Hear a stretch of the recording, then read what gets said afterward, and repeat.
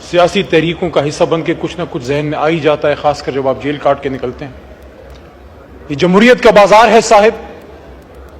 یہ جمہوریت کا بازار ہے صاحب، یہاں ضمیر بکتے ہیں، یہاں اصول بکتے ہیں، جو نہ بکے یہاں ضرور بکتے ہیں۔ یہاں سودا ایمان ہوتا ہے، سرعام ہوتا ہے، سر بازار ہوتا ہے۔ جناب ڈپٹی اسپیکر صاحب، ہم اس وقت جس ایوان میں موجود ہیں اس کا کام ہی آئین سازی ہے۔ وی آر کالڈ لیجسلیٹرز، ہم آئین ساز، قانون ساز یہاں پہ بیٹھے ہیں، ہم اس قابل نہیں ہیں،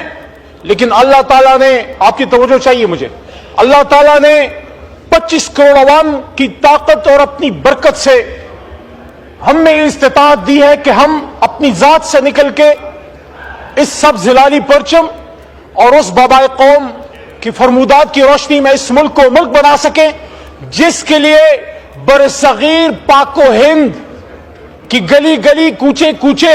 یہ نعرہ لگتا تھا کہ بٹ کے رہے گا ہندوستان اور بن کے رہے گا پاکستان۔ اور پاکستان کا مطلب کیا؟ لا الہ الا اللہ۔ تو لا الہ الا اللہ کا کیا مطلب ہے؟ جناب ڈپٹی اسپیکر صاحب، آئین کی یہ کتابیں جو ہیں یہ پاکستان چلانے کے لیے ایک مقدس ڈاکیومنٹ ضرور ہے، لیکن صرف ایک کتاب میں تبدیلی نہیں ہو سکتی، وہ قرآن عظیم الشان ہے۔ اس کے علاوہ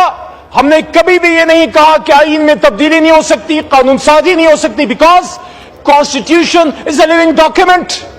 آئین میں تبدیلیاں ہوتی رہیں گی، اس کے ہم خوبصورت سے خوبصورت اور مؤثر سے مؤثر تر بناتے رہیں گے، لیکن جناب ڈپٹی اسپیکر صاحب، آئین کی یہ کتابیں ہماری کسی بہن کے سر کے دوپٹے سے زیادہ قیمتی نہیں ہے۔ میں اپریشیٹ کرتا ہوں ملتان سے ہمارے ایک بھائی ایم این اے صاحب، گیلانی صاحب کے برخوردار موسیٰ بھائی تھے شاید کل، انہوں نے سپورٹ کی وہ بات کہ اگر، اور میں آج اس ایوان کے سامنے یہ بات رکھتا ہوں کہ اگر خواتین کو اٹھا کے، خواتین کو اغوا کر کے،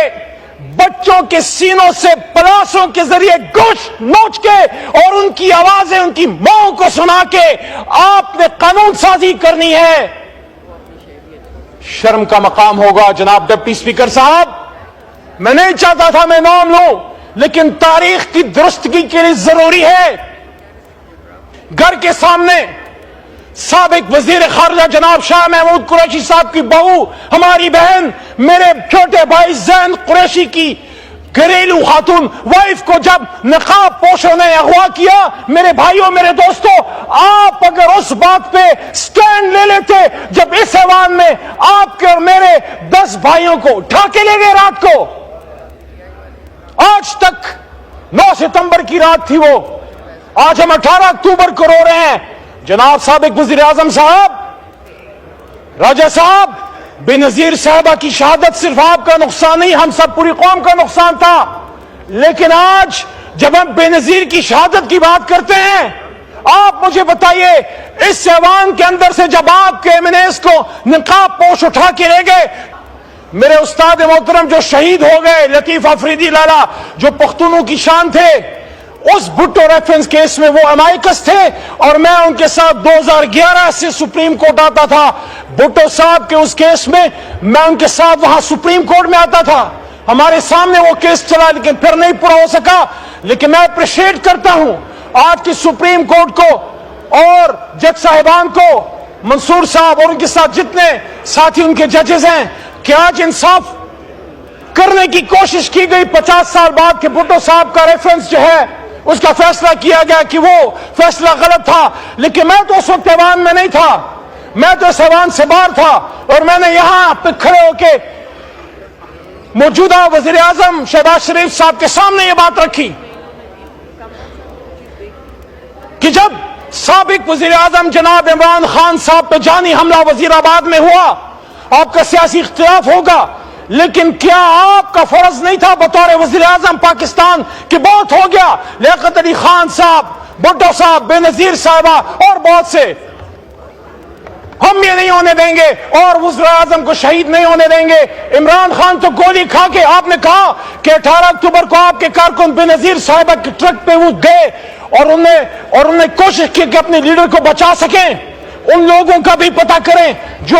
بے نظیر صاحبہ کو توڑتا ہوا چھوڑ کے کہیں اور نکل گئے۔ لیکن اسی طرح جب وزیر آباد میں عمران خان صاحب پہ حملہ ہوا، ہمارے کارکن بھی لپ کے اس کنٹینر کی طرف، اور وہ مرد